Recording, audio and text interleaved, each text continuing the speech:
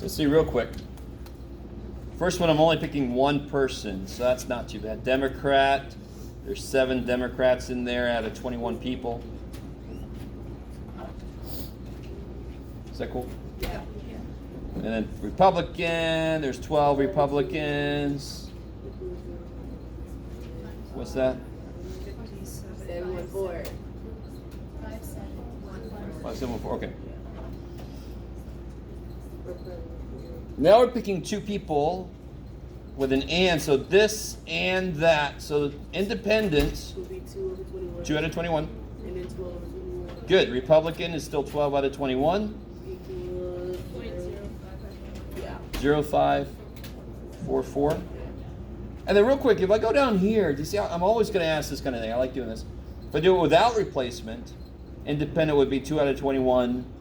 But now Republican, there's still 12 of them, but there's only 20 people. All right, I like it. So I like to ask the same question in a different circumstance.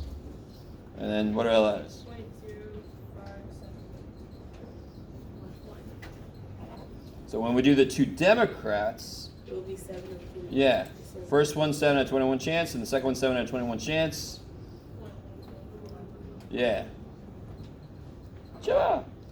Now, if I do this one, the first one 7 out of 21, let him leave or her. I don't know. And now there's only 6 Democrats out of 20 people.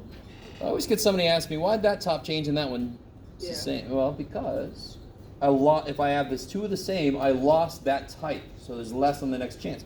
Here, I lost an independent, but I didn't lose any Republicans.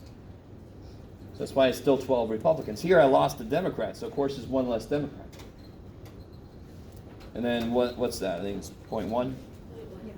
Okay. So we'll do number 3 next time. We got some more explaining to do for that one.